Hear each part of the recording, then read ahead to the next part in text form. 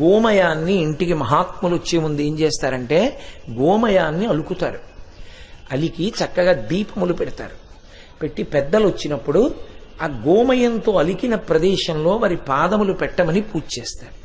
అసలే గోమయంతో అలికిన ప్రదేశం, దాని మీద వారి పాదములు ఉంచారు. ఎందుకంటే మహాత్ములైనటువంటి వారి పాదములకు ఒక శక్తి ఉంటుంది.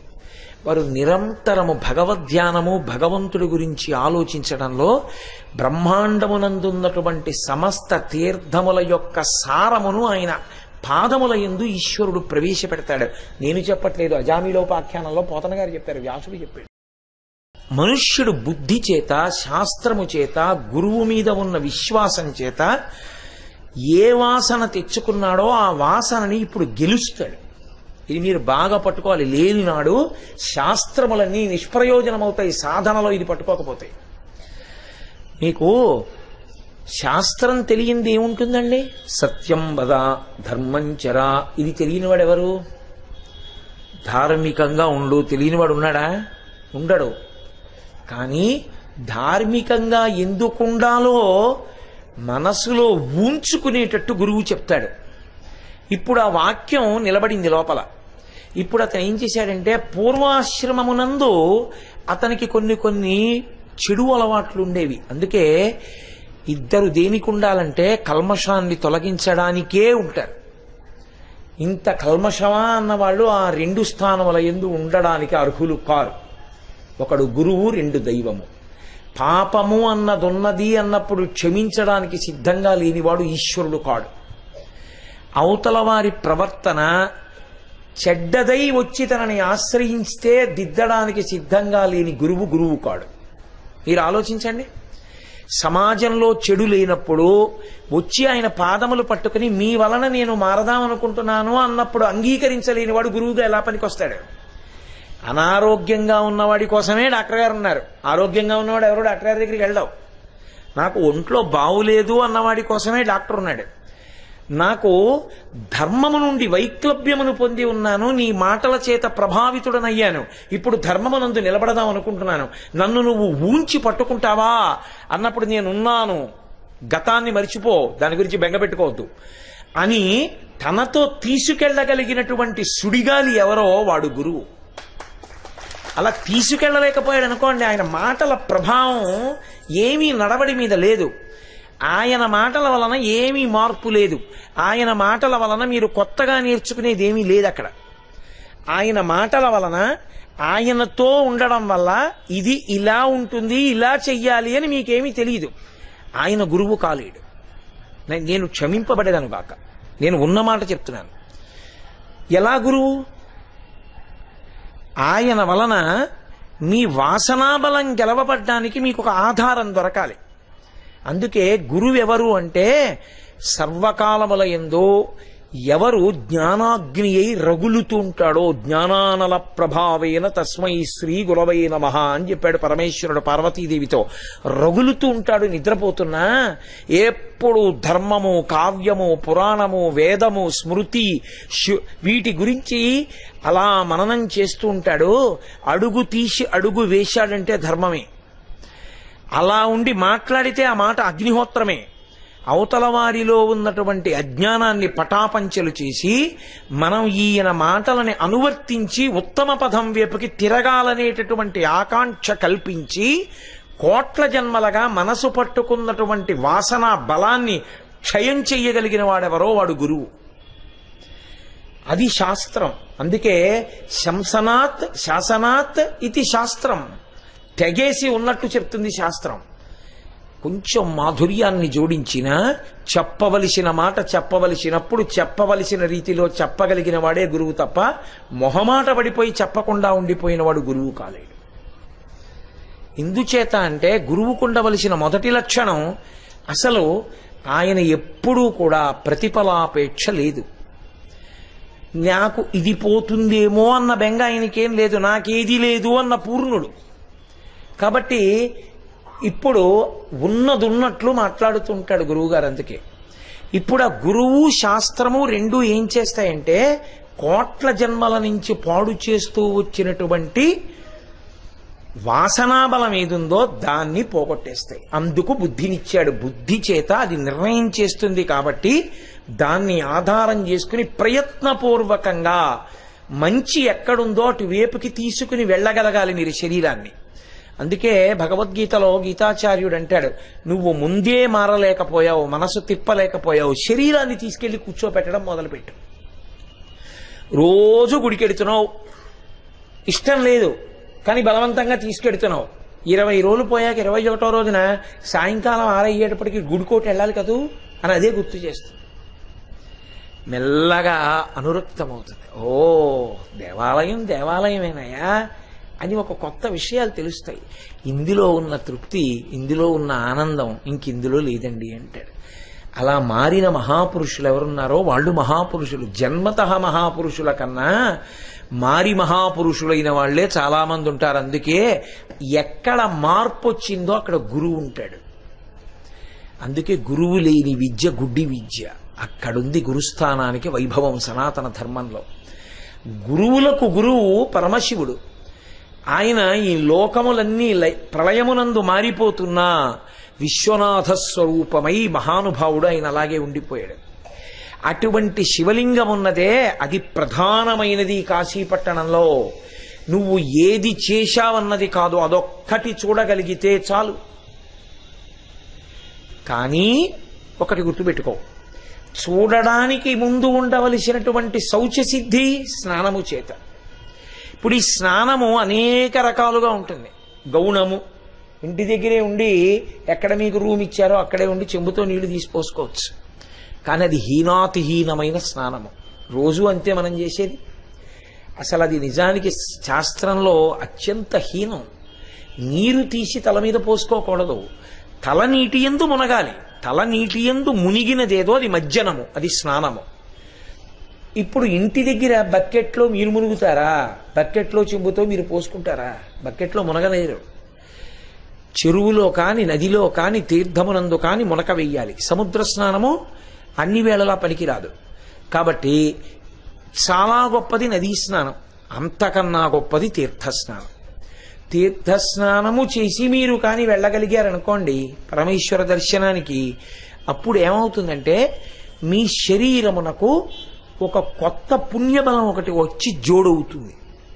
ఈ బలం ఏం చేస్తుందంటే కొన్ని కోట్ల జన్మలుగా వస్తున్నటువంటి వాసనని తొలగతోసుకోవడానికి ఈ తేజస్సు సాధనంగా పనికొస్తుంది. అది రోమకూపములలోంచి లోపలికెడుతుంది. అందుకే శరత్కాలమునందు నదీ స్నానం గొప్పది అని ఎందుకంటారంటే శరత్కాలంలో ఉండే చంద్రుడు పరిణితి చంద్రుడు. ఆ చంద్రకాంతులలోంచి అమృతము స్రావమవుతుంది, అందులోకి నదీ జలములలోకి వెడుతుంది. ఇప్పుడు తెల్లవారకట్ట మీరు నదీ జలాలకి అభిముఖంగా పురుషుడు, వాలుకి స్త్రీ స్నానం చేస్తే ఆ స్నానము యొక్క తేజస్సు మీ రోమకూపముల గుండా లోపలికి వెడుతుంది. ఆ తేజస్సు ఇప్పుడు ఆ తేజస్సు లోపలికి వెడితే ఏమవుతుందంటే బుద్ధికి బలం వస్తుంది. ఎటువంటి బలం వస్తుందంటే గత జన్మలలోని వాసనలను తీసివేయగలిగిన బలం అది పొందుతుంది. అందుకే నేను మీతో నిన్న మనవి చేశా, వేదంలో ఒక మాట చెప్తారు, తీర్థే స్నాతి తీర్థం సమానానాం భవతి. తీర్థమునందెవడు స్నానం చేశాడో వాడు తీర్థం అవుతాడు. మణికర్ణిక యందు మీరు స్నానం చేశారనుకోండి మీరు మణికర్ణిక అవుతారు. ఇప్పుడు మళ్ళీ తీర్థమునకే ఆ శక్తి ఎందుకుంది? నిన్న మీతో నేను మనవి చేశా, అంగీరసులు ఇక్కడ యజ్ఞం చేసి వాళ్ళ దీక్షని తపస్సుని వాళ్ళు తీర్థముల యందు ప్రవేశపెట్టి స్వర్గలోకానికి వెళ్ళిపోయారు. అది ఇప్పటికీ అలా ఉండిపోయింది. ఉండిపోవడంలో తీర్థ స్నానం చేస్తే శక్తి మీలో పెడుతుంది, యోగ బలంగా మారుతుంది. అందుకు కదూ శంకరులు మణికర్ణికా స్తోత్రం చేస్తూ యోగాభ్యాస బలేన చంద్రశిఖర తత్పుణ్య పారంగత అన్నారు. ఆ బలం చేత ఆ పుణ్యము చేత ఇప్పుడు ఈశ్వరుడికి దగ్గరవుతాడు. ఈ దగ్గరవడం ఎలా అవుతాడంటే పరమేశ్వరుడు ఏది చెయ్యొద్దు చెయ్యొద్దు చెయ్యొద్దన్నాడో అది చెయ్యకుండా ఉండలేనని ఇన్నాళ్ళు అన్నాడు. ఇప్పుడు చెయ్యకుండా ఉండగలనంటాడు. ఈ ఉండగలను అనగలిగినటువంటి శక్తి తీర్థస్నానం చేత వస్తుంది. ఇది బుద్ధి మీద ప్రభావం చూపిస్తుంది. అందుకే మీరు ఎప్పుడైనా ఏదైనా కర్మ చేశారనుకోండి, ఈ విషయం మీరు చాలా జాగ్రత్తగా గమనించవలసి ఉంటుంది. మీరు ఏదైనా కర్మ చేస్తే మీరు చిట్ట చివర దేవతలను అడిగేది ఏమిటో తెలుసా? మీరు ఏ రూపంగా పరబ్రహ్మాన్ని ఉపాసన చెయ్యండి, చిట్ట చివరికి దాని ప్రయోజనం మీరు అడిగేది ఒక్కటే. ఆశీర్వచనము అని ఒక మాట ఉంటుంది. అతిథి ఇంటికి వస్తున్నాడు అనుకోండి, గోమయాన్ని ఇంటికి మహాత్ములు వచ్చే ముందు ఏం చేస్తారంటే గోమయాన్ని అలుకుతారు. అలికి చక్కగా దీపములు పెడతారు. పెట్టి పెద్దలు వచ్చినప్పుడు ఆ గోమయంతో అలికిన ప్రదేశంలో వారి పాదములు పెట్టమని పూజ చేస్తారు. అసలే గోమయంతో అలికిన ప్రదేశం, దాని మీద వారి పాదములు ఉంచారు. ఎందుకంటే మహాత్ములైనటువంటి వారి పాదములకు ఒక శక్తి ఉంటుంది. వారు నిరంతరము భగవద్ధ్యానము, భగవంతుడి గురించి ఆలోచించడంలో బ్రహ్మాండమునందున్నటువంటి సమస్త తీర్థముల యొక్క సారమును ఆయన పాదముల యందు ఈశ్వరుడు ప్రవేశపెడతాడు. నేను చెప్పట్లేదు, అజామిలోపాఖ్యానంలో పోతన గారు చెప్పారు, వ్యాసుడు చెప్పాడు. అందుకే మహాత్ములైన వారి పాదములకు నమస్కరించని వారి వారి వారి వారి వారి తొలుత కట్టి తెండు దూతలారా. మహాత్ముల పాదములకు తల తగిలించలేక గర్వంతో నిటారుగా నిలబడిన వాణ్ణి వాళ్ళని ముందు కట్టి తీసుకురండి అన్నాడు యమధర్మరాజు గారు.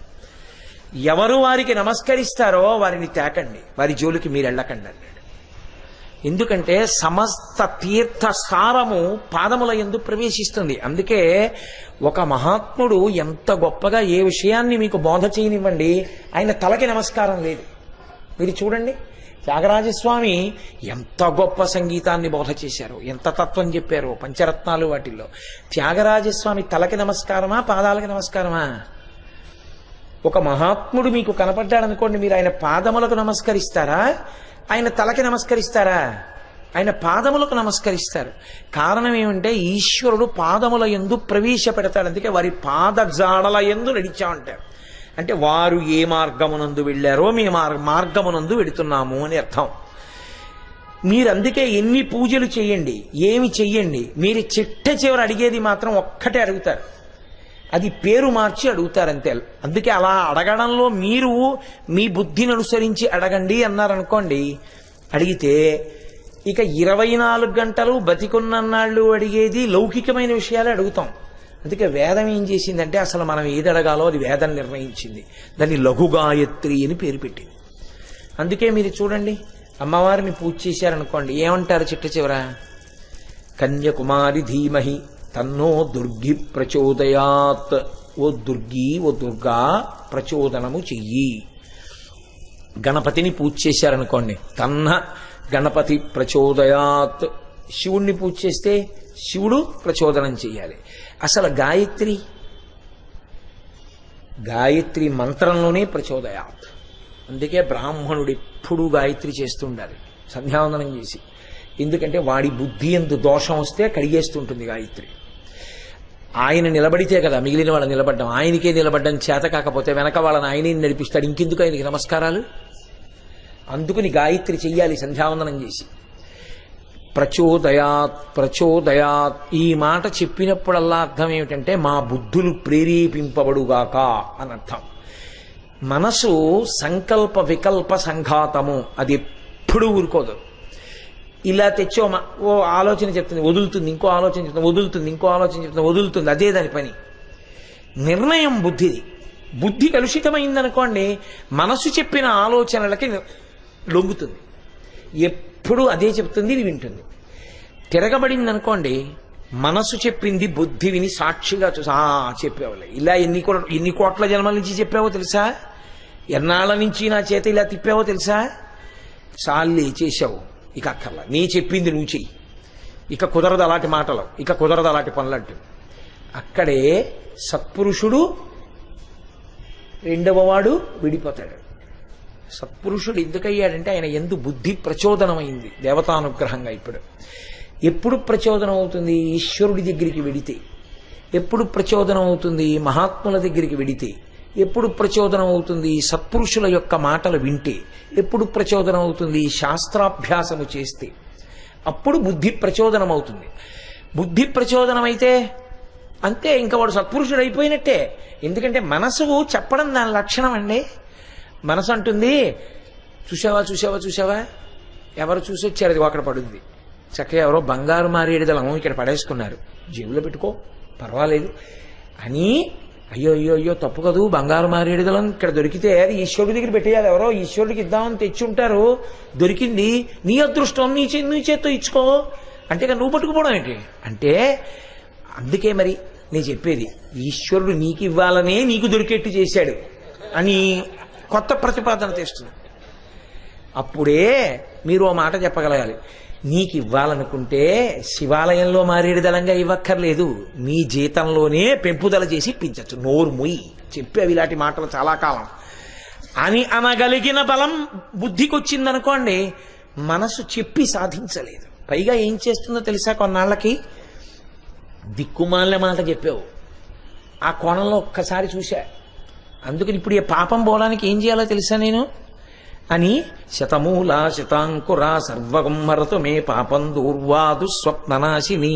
ఇంకోళ్ళ మీద అసహ్యం వేస్తే ఎలా ఉంటామో అలా మనసు మీద అసహ్యపడి, దిక్కుమాలిందానా ఎటువంటి ఆలోచన చెప్పావో చూసావా, కలుషితమైంది నా బుద్ధి, నా ఆలోచన సరళి ఎంత దోషం వచ్చింది, ఇప్పుడు నేను ఆ పాపం పోగొట్టుకోవడానికి ఇదిగో గడ్డిపరక ముట్టుకుంటున్నాను అని గడ్డిపరక ముట్టుకుంటాడు. అందుకు ముట్టుకుంది సీతమ్మ.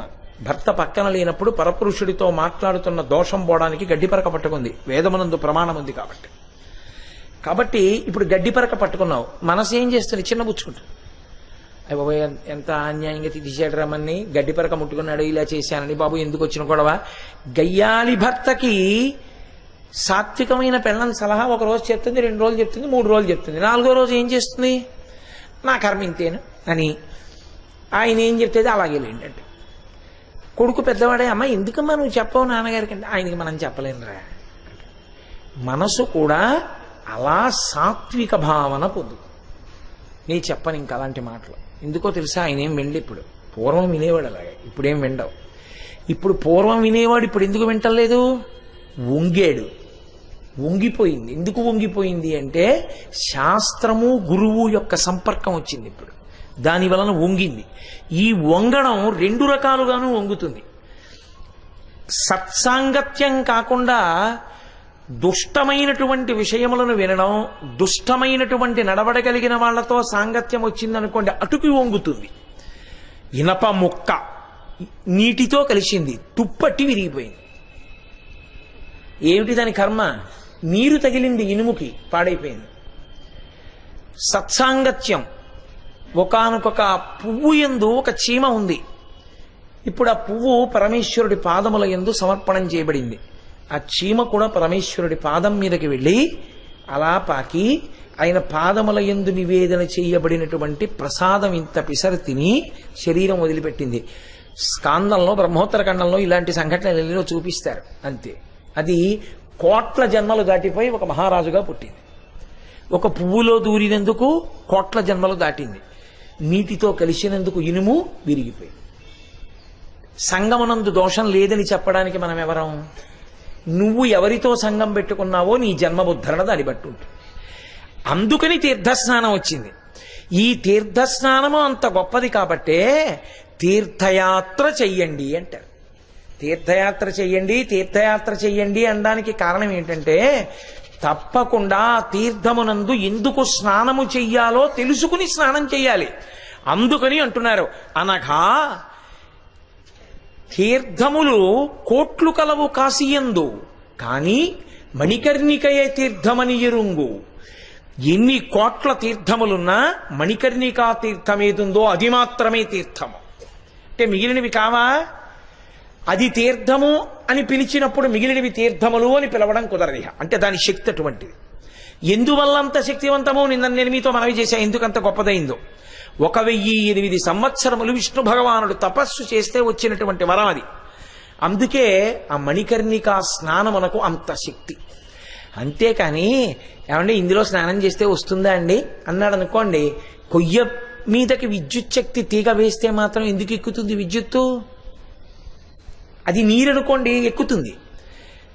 మీకు ఫలితము కలగడానికి ఈశ్వరుడు చేసినటువంటి నియమం ఏమిటంటే, మీ విశ్వాసము ప్రాతిపదిక. విశ్వాసము దేని వలన ఏర్పడాలి? గురువాక్యము వలన ఏర్పడాలి. గురువు గారు చెప్పారో అలా ఉంటుందా? అక్కర్లేదు, గురువు గారు చెప్పారు సత్యం అంతే.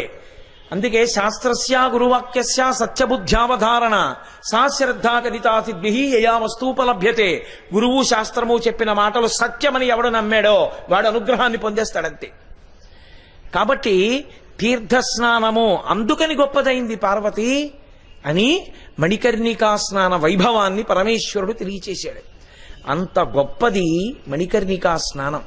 అటువంటి స్నానం మనం చెయ్యగలిగాము అంటే పరమేశ్వరుని యొక్క నిర్హేతుకమైనటువంటి కారుణ్యము కారణం తప్ప వేరొకటి మన కర్మకు కారణం కాదని గుర్తించాలి. మనకేదో ఉండిపోయి ఊడిపోయి మనం మణికర్ణికా స్నానం చేయలేదు. పరమేశ్వరుని పరిపూర్ణంగా అనుగ్రహించి ఇంత నమ్ముకుని వచ్చారా, ఏమీ చేతకాని వాడు కోటేశ్వరరావు 4 మాటలు చెప్తే నమ్మి మధ్యాహ్నం పడవలెక్కి స్నానానికి వచ్చారా వీళ్ళు, కాబట్టి వీళ్ళని నేను అనుమతిస్తున్నాను స్నానానికి అంటే మనం స్నానం చేయగలం. లేకపోతే స్నానం చేయలేం. అన్నిటికన్నా తేలికేమిటో తెలుసా అండి? స్నానమునకు ప్రతిబంధకాన్ని సృష్టించడమే. స్నానానికి ప్రతిబంధకాన్ని సృష్టించడం చాలా తేలిక. ఎందుకో తెలుసా? ఒకటే అంటాడు, నీళ్లు బురదగా ఉన్నాయండి అంటే చాలా అయిపోయింది, అంతే, స్నానం పోయింది. అది గంగండి, అది పైకి ఎలా ఉందేమో, అది ఇండిపి గింజ. నాలో ఉన్న కల్మషాల్ని పోగొట్టగలిగిన శక్తి దానికి ఉందని మునిగిన వాడెవరో వాడు ధన్యాత్ముడు. మరి మణికర్ణికా ఘట్టంలో ఓ మొసలు అక్కడే ఉన్న దానికి వచ్చిందా ఫలితం? మనసులో అధ్యవసాయం ఇది. మనసులో అధ్యవసాయం ఉంటే స్నానము వలన ఫలితం. అంతేకాని కేవలం మజ్జనము ఫలితమైతే మొసలికి వచ్చి ఉండాలి, మరి రాలేదే.